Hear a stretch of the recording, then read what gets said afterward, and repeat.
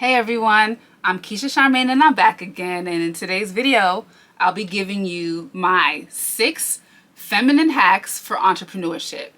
Oftentimes we as women don't feel aligned with a lot of the general advice that is given to entrepreneurs because it takes us into our masculine energy a lot more than we would prefer to be. But I'm here to tell you that you can be embodied in your feminine energy and run a successful business. And here are 6 tips to help you do that. Tip number 1, leverage cyclical productivity.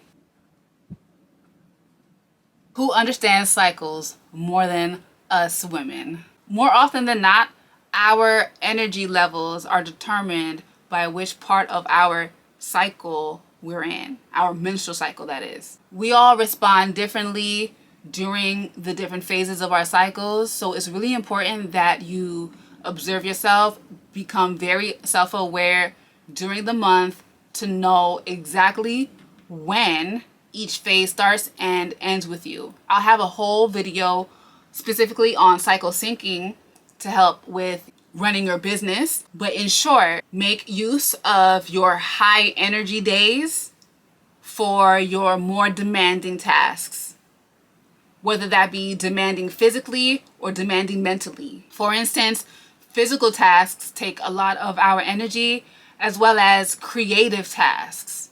So make sure that those are during the days of the month when you feel most energetic, you feel most upbeat, and you feel most motivated. You can also use those times to network and collaborate because you're likely more personable and more welcoming. On your low energy days, you can use those days for smaller tasks, more menial tasks, and planning.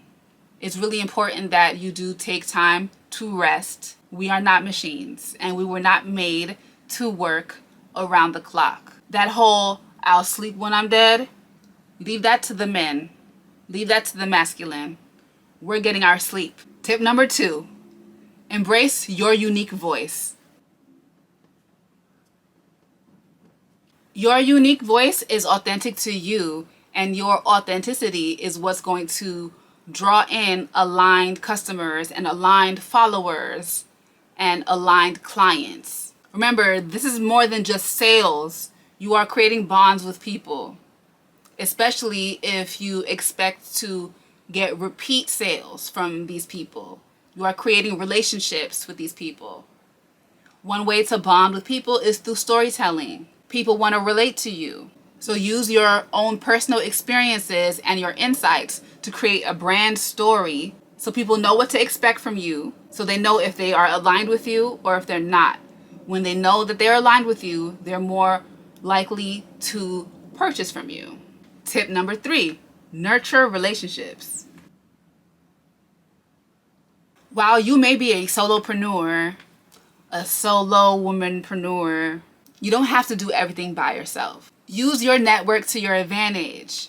Collaborate. And of course, you want these to be authentic collaborations, so don't just reach out when you want something. Do you just reach out to your friends when you want a favor? And I'm not saying that you need to make friends with your network associates and acquaintances, but you do want to build a working relationship with these people, and they're people after all. So treat them as people and engage even when you don't want anything from them. Always be kind and pleasant in spaces, because oftentimes it's not about the person who is the most expert, the person who's the best at the job, who gets the opportunities. No, it's the most likable people, the people who people want to be around, the people who people want to spend time with. And I remember learning that lesson when I was pursuing modeling for the very first time when I was about 16 or 15 years old. I had a really early call time to get some photos taken for my portfolio. I had recently gotten signed to not an agency, but it was a talent sourcing company, right? I had a photo shoot scheduled all the way uptown in Washington Heights. If you're not familiar with New York City, Washington Heights is at the top of the city, okay? And at the time I was living in Brooklyn, which was all the way down here. So I had to travel all throughout Manhattan to get to Washington Heights at the very top. Give or take, that can be about a 2-hour commute even. So I had to get up really early to get to this call time. Maybe that was 8 a.m. or so, right? So I was not really in the mood friendly. I was very quiet and to myself, or to my mom, because my mom went with me. And when I was finally getting my makeup done, and if you're not familiar with the modeling world or even like the acting world, there's a phrase that says, hurry up and wait. Hurry up and wait. So basically what that means is you want to be on time to wait until you get called. So they want to make sure everyone is accounted for, but they're not going to need you yet. So you have to just be patient until they need you. So while I was there on time, it took a while for them to even start my makeup. And obviously if my makeup is not done, that means the photo shoot is not even close to the beginning, right? When I finally got into the makeup chair and the makeup artist was doing my makeup, he said to me, you know, I know this is your first time getting into modeling, but I want you to remember that opportunity comes to people who other people just want to be around. So keep that in mind when you're at photo shoots and things. I know it's a pain. You have to wake up early and, you know, maybe you don't feel the most pleasant, but it's really important that you try your best. And when he said that to me, I was a little taken back because I know I wasn't complaining, but maybe it showed in my face, my irritation. So keeping that in mind, I always try to be as bubbly. I'm not very bubbly. I'm very reserved, but I try to be, you know, really pleasant. I am naturally personable, so that doesn't come very hard for me. I'm very personable, although I'm quiet.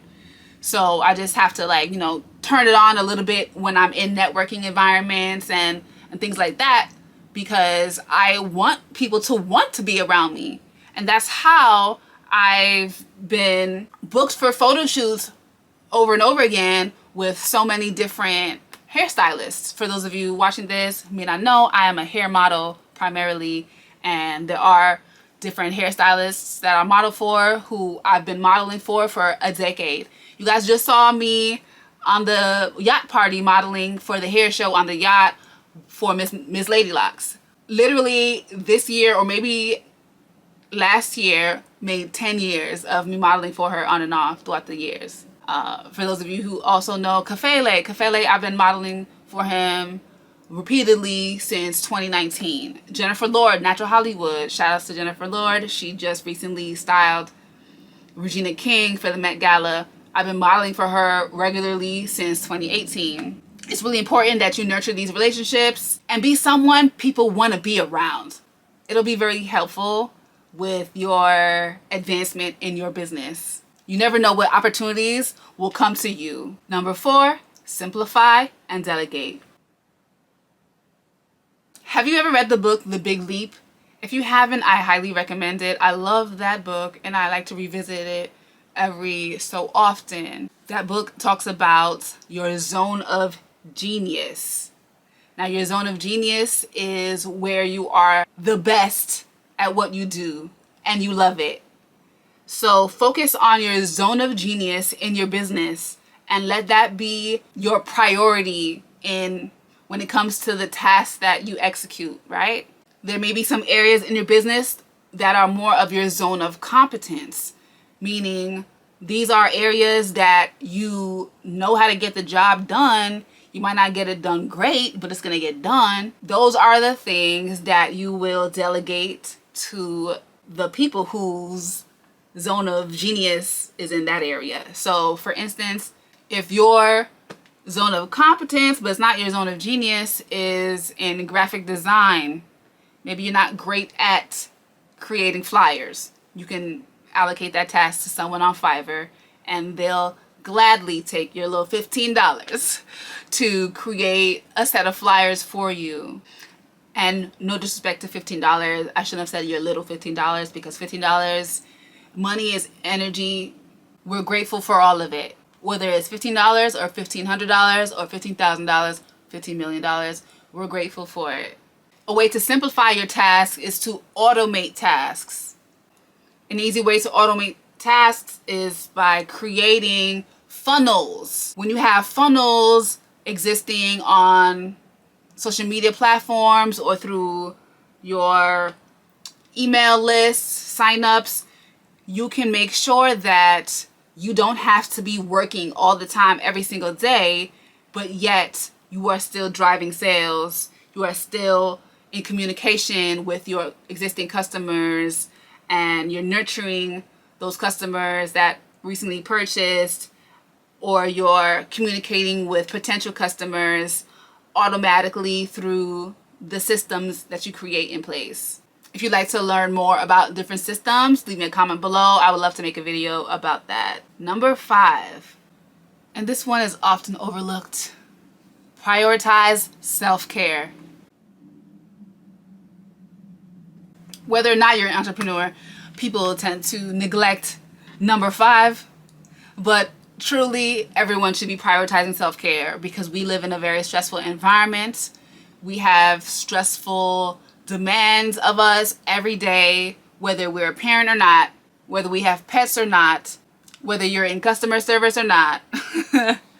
There's always something to be stressed about, but it's about how we respond to those stressors that really make us or break us. While we can't control the external stressors that come into our lives, we can control how we react to those stressors. It's really important that we self-soothe and take breaks, create rituals for ourselves that help us to raise our vibrations and reset and feel refreshed. One thing that I do every single day that I love, and it's a really simple thing, and that's why I can do it every day. Whenever I get out the shower, I take about 20 minutes to oil my body. 20 minutes? Girl, you are so skinny. You do not need 20 minutes to oil that little body. I don't need 20 minutes to oil my whole body. I don't. But I take that 20 minutes because it's part of my self-care. And part of what I do is massage the oils into my body. And I am really intentional with the massage. I'm not simply applying oil. I am massaging the oil into my body. While I may not be able to go to the massage parlor as often as I would like, I can get a little taste every day. I love fragrance, so I'm spraying myself with perfumes and using dusting powders and lighting candles and using room sprays and things like that to really feel invigorated or feel luxurious, just, feel sensual, just to tap into my feminine energy through my senses. And sometimes I'll play music. Sometimes I'll be listening to a podcast that's stimulating. I won't be watching anything stressful at this time. This is a time for me to unwind. And I'll use my own body oils. Taking that 20 minutes. I'm not answering emails. I'm not responding to text messages. Okay, I'm not watching a gender war podcast conversation. I am taking this moment for moi. And I very often do it in the mirror. And last but not least, tip number 6. So some of you may be running businesses because it's a field that can make you some money. But is it your expertise? And while I say monetize your expertise, I should also say monetize your passion. Because your passion for it and your expertise for it is what's going to keep you going. And oftentimes it's your passion for your business that's going to keep you moving forward. It's not going to be the money all the time. So when you create your business around your passion and you hone in on your craft and make it your expertise, then you're cooking with grease. That's the winning formula. So with your passion, you can package a product in the form of a workshop or an ebook or an actual product. It's great to diversify your offerings and have physical products as well as digital products to optimize how much you can potentially make. My business is physical product based primarily, but I also have digital product offerings. I create hair care products for lock maintenance and natural hair growth, but I also have digital products like ebooks to help people use herbs for their hair health. I have ebooks to help people learn how to appropriately moisturize their hair. I have ebooks recommending diet plans with recipes for optimal hair growth from the inside out. I have a published book called More Than a Hair Journey, which is available on Amazon, and I also have the ebook format as well. So it's really good to diversify your offerings and have physical products as well as digital products. And I go in depth about that in my course, From Passion to Profit, how I created my 6-figure DIY product-based business and how you can too. If this course interests you, definitely check down below for more details. And these are my 6 tips for feminine hacks for entrepreneurs. If you have any questions, feel free to leave them down below. And if you have any video recommendations, I'd really appreciate that as well. Make sure you like this video if you found it helpful, subscribe, and share this video with someone who you know may find value in it. Thank you so much for watching.